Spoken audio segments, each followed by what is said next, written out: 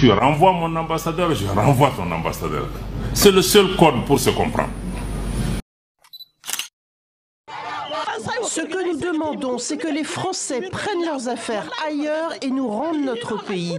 Nous sommes fatigués d'eux, ils nous ont causé des problèmes. Toute la richesse de notre pays est avec eux, ils font de nous ce qu'ils veulent. Nous ne sommes plus d'accord.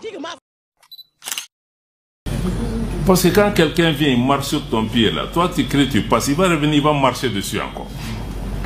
Donc c'est pourquoi nous, on a décidé qu'on met là. Bon, certains disent oui, mais même pour le problème de visa avec la France. Vous imaginez que vous êtes dans un pays. Vous découvrez sur les réseaux que le consulat de France met que oui, nous on a fermé. Mesdames et messieurs, bonjour. Je suis Alpha Blondy et je voudrais envoyer un message à la communauté de la CEDEAO, dont je suis l'ambassadeur pour la paix en Côte d'Ivoire. Au nom de nos plus hautes autorités, j'ai l'insigne honneur de donner une lecture du communiqué conjoint numéro 001 du Burkina Faso et de la République du Mali. Communiqué dont la teneur suit. Donc, j'entends des bruits de bottes. J'entends qu'il va y avoir la guerre, la CEDEAO contre le Niger.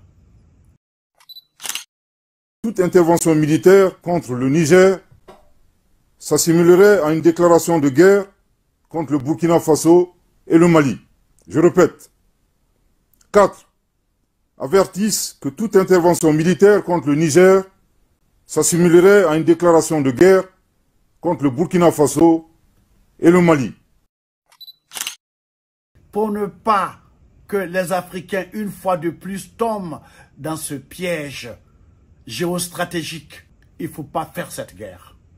Et pour la Côte d'Ivoire, qui est le pays du dialogue, le pays de la paix, depuis le président Félix Houphouët-Boigny, la paix, ce n'est pas un vain mot, c'est un comportement. Et le comportement qu'il faut appliquer dans cette crise, c'est de ne pas faire la guerre. Et ne pas faire la guerre, c'est la plus grande victoire. Dimanche dernier, des manifestants ont essayé de mettre le feu à notre ambassade à Niamey. Et hier, les putschistes qui ont pris le pouvoir ont accusé l'armée française, sans la moindre preuve, de vouloir rétablir par la force le président déchu, Mohamed Bazoum. Le gouvernement nigérien a réuni à ce jour les éléments nécessaires de preuve pour poursuivre devant les instances nationales et internationales compétentes le président déchu et ses complices locaux et étrangers pour haute trahison et atteinte à la sûreté intérieure et extérieure du Niger suite à ces échanges avec les nationaux, des chefs d'État étrangers et des responsables d'organisations internationales. Les dirigeants que nous soutenions sont renversés et, plus grave encore, les populations locales nous sont de plus en plus hostiles. Alors, question toute simple, Guillaume, qu'est-ce qu'on peut faire ? Eh bien, à mon avis, tourner la page. Nous avons fait tout ce que nous pouvions pour aider ces pays à consolider la démocratie et surtout pour les aider à combattre le djihadisme. Mais c'est un échec. Les opérations Serval puis Barkhane ont été terriblement coûteuses, en argent, mais surtout en vie humaine. 58 morts parmi les soldats français. Et tout ça pour un bilan qui est malheureusement négatif, puisque les combattants islamistes sont aujourd'hui plus offensifs que jamais au Sahel. Et en plus, même si c'est injuste, beaucoup d'habitants de la région ont considéré cette présence militaire comme une forme de néocolonialisme. Donc, de gré ou de force, nous devons faire le deuil de notre influence là-bas, et nous devons en tirer toutes les conclusions, en particulier pour ce qui concerne l'immigration. En ce qui concerne le cas précis du président déchu, le CNSP et le gouvernement de transition invitent toute personne de bonne volonté, épris de paix et de justice, à s'interroger sur la sincérité de sa prétention à soutenir qu'il est séquestré.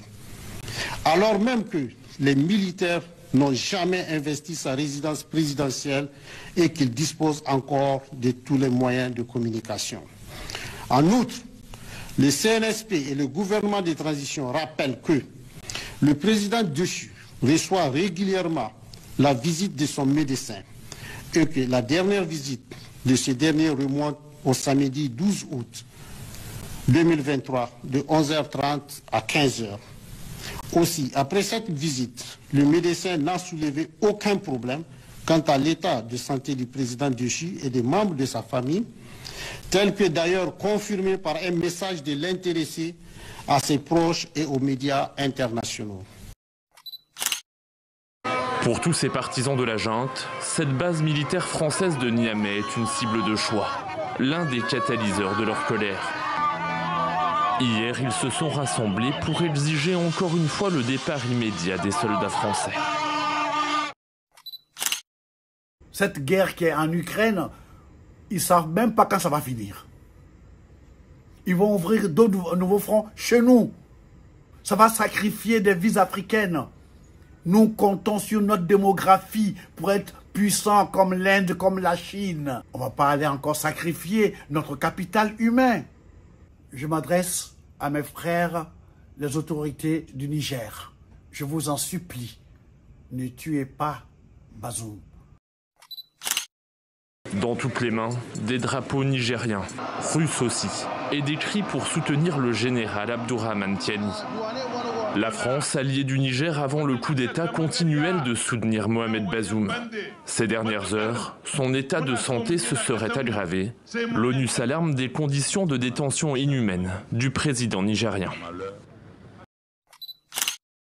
Pour des considérations de tension dans la région, on ne donne plus de visa au Mali. D'ailleurs, tous nos consulats sont fermés. Mais vous êtes là, vous avez une ambassade, vous écrivez une note officielle. C'est hier que j'ai vu la note de l'ambassade de France. Vous écrivez, vous dites que dans 3-4 jours, nous allons fermer. Pour telle ou telle raison, qu'on l'accepte ou pas. Mais par respect, on ne peut pas découvrir ça sur les réseaux sociaux. Même si nous, on a plus de gens qui partent ce jeu, ce n'est pas le plus important. De toutes les façons, eux, ils ont posé un acte. Mais s'ils disent qu'ils ne donnent pas les visas, ils ont fermé. Nous aussi, on dit que notre consulat aussi est fermé pour vos gens. C'est une question de respect.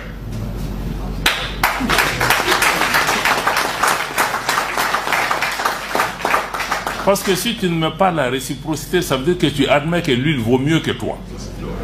Je dépends plus de... Or, la dignité, le respect, là, ça se mérite. Mais il y a une douleur dedans, c'est vrai. Mais ça se mérite. Mais il ne peut pas... Mais vous pensez que ces gens-là qu'on a même...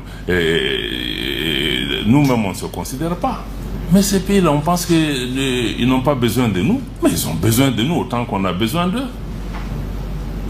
S'ils sont là, c'est qu'ils ont quelque chose à gagner. Sinon, ils ne seraient pas là. Donc, nous-mêmes, on considère que nous, on ne vaut rien. Bon, nous, on a besoin de... Même s'ils font ça. Donc, moi, je crois que la réciprocité est une donnée importante. C'est la même chose pour la compagnie Air France. On se lève une compagnie, vous avez des conventions. Il y a des gens qui quittent les États-Unis, ils sont dans l'avion avant d'arriver à Paris, tous les vols sont annulés, ils sont à Tunis encore, ils n'ont pas pu arriver ici. La compagnie se lève seulement, dit que nous on a fermé parce qu'on a des problèmes avec le Mali. Alors il n'y a aucun problème. Si c'est pour sanctionner le Mali parce que le Mali a supporté le Niger, on va le faire. Afrique Média, le monde, c'est nous.